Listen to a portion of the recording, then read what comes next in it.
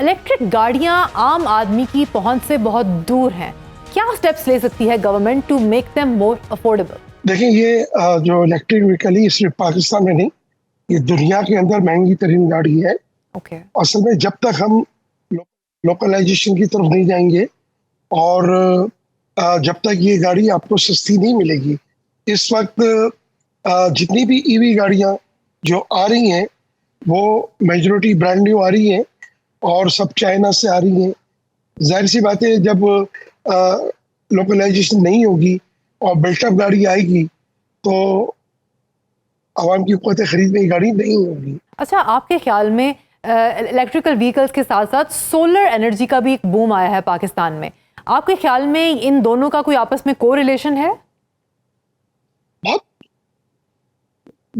آپ یہ سمجھیں کہ میں سمجھتا ہوں کہ ریلیشن ہی ہمارا جو ہے وہ ای وی کا اور سولر کا، کیونکہ ملک میں کہیں پر بھی پراپر لائٹ کے پرابلمز ہیں۔ یعنی ایون ہم کراچی میں بیٹھے ہیں، کراچی میں بھی کب لائٹ چلی جاتی ہے نہیں پتا۔ اچھا، جیسے میں نے آپ سے کہا نا کہ اس ٹائم ایک انفراسٹرکچر کی ضرورت ہے۔ حکومت کی طرف سے اعلانات تو ہو گئے، بہت اچھی بات ہے کہ جی بھی ای وی وہیکلز جو ہے وہ پاکستان میں آئیں گی، اور کچھ گاڑیاں آئی بھی، آپ نے سنا ہوگا 4-5-6 دن پہلے ہی ایک کمپنی کی 2000 گاڑیاں ایک شپ میں آئی ہیں۔ چلے جی، اچھی بات ہے، لیکن بات یہ ہے کہ ہمارا مستقبل ای وی ضرور ہے، لیکن لوکلائزیشن، ٹرانسفر آف ٹیکنالوجی بہت ضروری ہے۔ اس وقت حکومت کی طرف سے اقدام تو کیے گئے، لیکن کیا جس طرح ملک میں پیٹرول پمپس آپ نے دیکھے ہوں گے، آج اس سفر پہ کہیں پر بھی جا رہا ہے، کوئی مسئلہ نہیں ہے، جہاں چاہے وہ گاڑی میں پیٹرول بھروا سکتا ہے۔ کیا ای وی چارجرز اس طرح ملک میں لگنا شروع ہو چکے ہیں؟ نہیں، اس پہ بہت توجہ کی ضرورت ہے، اور آپ اوپن کریں۔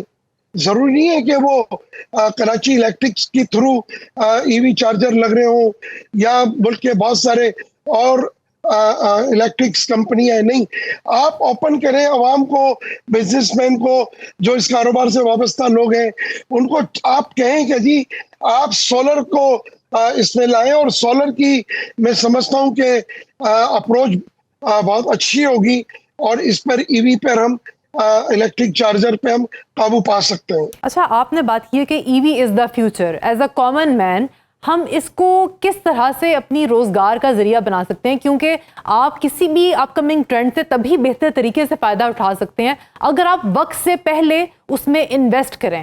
So what is your advice to the common man, to the investor? اچھا، بات یہ ہے کہ میرے جو آپ کا جو سوال ہے اس کا جواب بھی آپ نے دے دیا اسی میں، کہ دیکھیں ہر چیز کے لیے ٹائمنگ ہے۔ ٹائمنگ اس وقت اللہ تعالیٰ نے ہمارے ملک کے فیور میں دیے ہوئے ہیں۔ ہمیں پیٹرول کی بچت کرنی ہے، عوام کو سمجھانا ہے، اس کاروبار میں جو لوگ آنا چاہتے ہیں اس کو سمجھانا ہے، اور ون ونڈو آپ کو یہ تمام چیزیں ترجیحات دینی پڑیں گی۔ جو بزنس مین اس میں آنا چاہتا ہے، جو گاڑیوں میں انویسٹ کرنا چاہتا ہے، یا جو عوام ای وی گاڑیاں لینا چاہتی ہیں، مجھے نہیں سمجھ میں آ رہا کہ حکومت اقدام کر رہی ہے، لیکن حکومت کی ترجیحات کیا ہے؟ حکومت کیا صرف امپورٹ کے اوپر کرے گی؟ لاسٹ ایئر 25-26 آپ بلیو کریں 4 ارب ڈالر کی سی کے ڈی، ایس کے ڈی، اسمبلی اور بلٹ اپ گاڑیاں امپورٹ ہوئی ہے، پاکستان کی ہسٹری میں نہیں ہوئی۔ لیکن آپ کے پروگرام کے توسط سے میں یہ بتانا چاہتا ہوں، اس سال مجھے لگتا ہے کہ 6 ارب ڈالر ہم کراس کر جائیں گے، جس اسپیڈ سے چائنا سے یہ گاڑیاں آ رہی ہیں۔ کہاں تو آپ کا بینک بیلنس جو ڈالر میں ہے وہ 18-20 ارب ڈالر ہے، اور اگر 6 ارب ڈالر آپ صرف گاڑیوں کی بلٹ اپ اور یا سی کے ڈی، ایس کے ڈی امپورٹ کرنے میں دے دیں گے تو آپ ملک چلائیں گے کیسے؟